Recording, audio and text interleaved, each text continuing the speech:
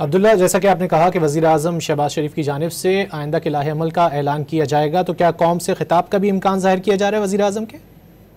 जी बिल्कुल, मुझे तो मुसलसल हम राब्ते में है। तो इस्लामाबाद में एक बहुत अरसे बाद एक बहुत बड़ा हमला हुआ है। तो इब्तिदाई मालूमात जो है, जो इब्तिदाई रिपोर्ट है, वो अभी जो लॉ एनफोर्समेंट एजेंसीज की जानिब से वो बताई गई है।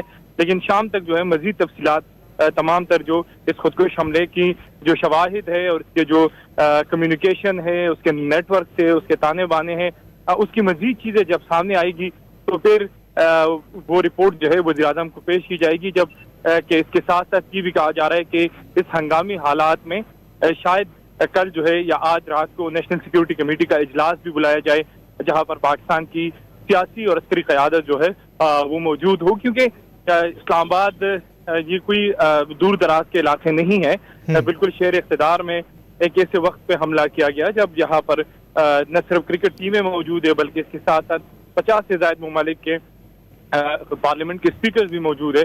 तो इससे लगता है कि जानबूझकर इस तरह का हमला किया गया, क्योंकि पाकिस्तान में बहुत मुश्किल से क्रिकेट जो है वो वापस आई है, क्रिकेट सीरीज वापस बहाल हुए, जबकि इसके साथ साथ लोगों का एतमाद भी बना है कि पाकिस्तान में अमन है। तो स्पीकर कॉन्फ्रेंस इस्लामाबाद में हो रही है। बिल्कुल। तो अब्दुल्ला, जैसा कि वजीर दिफा ख्वाजा आसिफ की जानिब से भी ये कहा गया कि कोई ये ना समझे कि पाक फौज ये जंग अफगान पाकिस्तान सरहदी इलाके में और बलूचिस्तान के दूर दराज इलाके में लड़ रही है। आज तो इस्लामाबाद जिला कचहरी में भी खुदकुश हमला किया गया है, जो वेकअप कॉल है।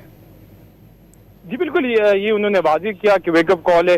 और चूंकि माजी में हमने देखा था कि ये जो अर्बन मिलिटेंसी है या शहरी इलाकों में जो दहशतगर्दी है, वो ऑपरेशन या वो कार्रवाइयाँ बनिस्बत आप दूर दराज इलाकों में करते हो तो वो आसान होती है, लेकिन जो शहरी इलाकों में दहशतगर्दी है उसको काउंटर करना बड़ा मुश्किल होता है। एक तो यहाँ पर जदीद कम्युनिकेशन निज़ाम है, मुख्तलिफ सोशल मीडिया सोर्सेज है जिससे दहशतगर्द जो है वो राब्ते में रहते हैं। जो दूर दराज के इलाके वहाँ पर मेन सोर्सेज से कम्युनिकेशन होती है, मोबाइल से या इसके अलावा सैटेलाइट से। तो इंटेलिजेंस इदारों के लिए बड़ा आसान होता है उन कम्युनिकेशन को पकड़ना और फिर उस पर जो है वो काउंटर कार्रवाई करना। लेकिन शहरी इलाकों में सबसे बड़ा मसला ये होता है कि दहशतगर्द मुख्तलिफ किस्म के सोशल मीडिया प्लेटफॉर्म कार्रवाई के लिए इस्तेमाल करते हैं, तो ये बड़ा मुश्किल हो जाता है।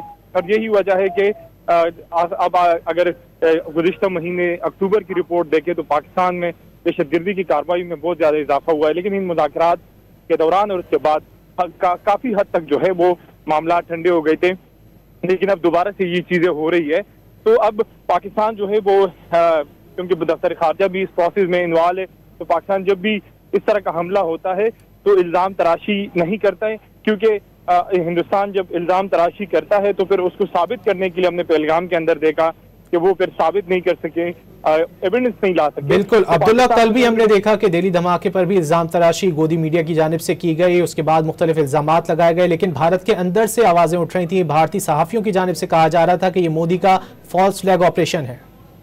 ये देखिए, ये तो इसमें कोई शक नहीं है कि मोदी जिस तरह एक पॉपुलिस्ट गवर्नमेंट है वहाँ पे, आप अगर देखें कि जब पहलगाम से पहले जब दूसरे हमले हुए हिंदुस्तान के अंदर, वहाँ पे एक तनाजुर है कि जब भी इंडिया में कोई ज़िमनी इंतखाबात होते हैं या दूसरे, तो पुलवामा में जब हमला हुआ तो उसके बाद आप देखें कि मोदी जब जलसे से खिताब कर रहा था तो उन्होंने एक वहाँ के जो जुलूस है उनसे ये वाज़ेह किया कि नरेंद्र मोदी जो है वो आपसे वोट मांगने नहीं आया, तो पुलवामा के शहीदों के लिए मैं वोट, आपने पुलवामा के शहीदों को वोट देना है।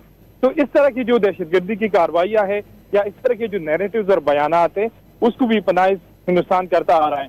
लेकिन जब मीडिया से बाहर निकलकर जब आप किसी फोरम पे जाते हो, किसी बैनुल-अक़वामी फोरम पे आप राब्ता करते हो और पाकिस्तान पे इल्जाम लगाते हो कि इस तरह की ये दहशतगर्दी की कार्रवाइयों में पाकिस्तान मुलव्वस है, तो लोग आपके लफ्जी बयानात पर जो है वो यकीन नहीं रखते, आपको फिर मुसद्दिका जो रिपोर्ट से शवाहिद है वो देनी होती है। तो पहलगाम में भी वो कोई शवाहिद किसी भी फोरम पर नहीं दे सके। तो अब पाकिस्तान में एक हमला एक बहुत बड़ा हमारे लिए एक अलार्मिंग सिचुएशन है। और अब्दुल्ला, तो अब ये भी देख रहे हैं कि हम भारतीय आवाम जो है वो भी मोदी का असल चेहरा जो है वो आहिस्ता आहिस्ता जान रही है, देख रही है। जी, इसमें कोई शक नहीं है। मोदी जो है जब से नरेंद्र मोदी जो है वो हिंदुस्तान में आए हैं, वहाँ पर जो हिंदुत्व की आइडियोलॉजी है वो बहुत ज्यादा प्रमोट हुई, और न सिर्फ वहाँ मुसलमानों के ऊपर हमले हुए या उनके जो मजहबी रसूमात है उन पर क्रैकडाउन हुआ या उनकी जिंदगियाँ तंग हुई, लोगों के अकायद के लिए मसाइल पैदा हो गए।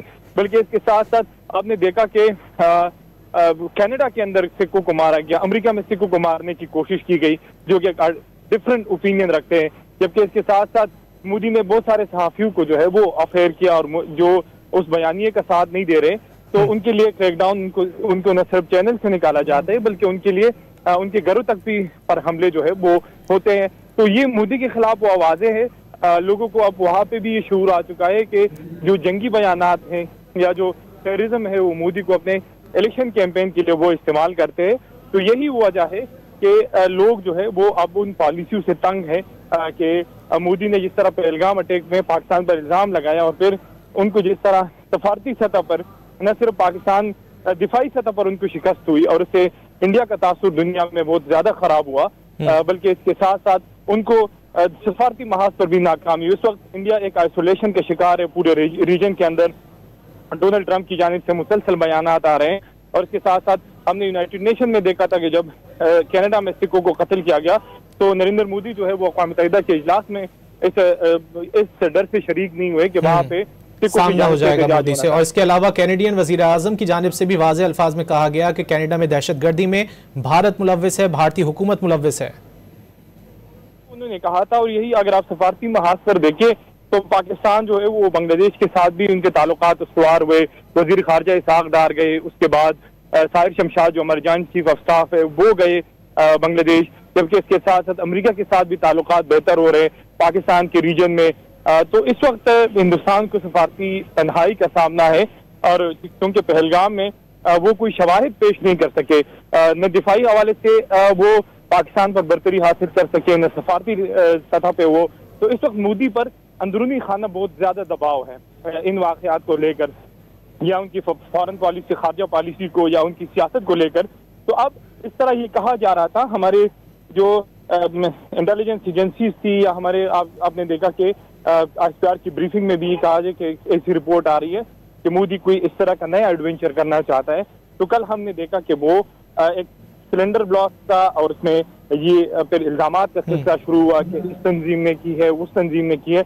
तो जिस चीज का खदशा जाहिर किया जा रहा था कि मोदी जो पहलगाम में उनको सफारती और दिफाई महाज पर, और इसके साथ साथ अंदरूनी हिंदुस्तान के अंदर उनको जो शिकस्त हुई है या उनको जिस हजीमत का सामना है, उस चीज को काउंटर करने के लिए एक नया शिक्षा जो है वो छोड़ रहे।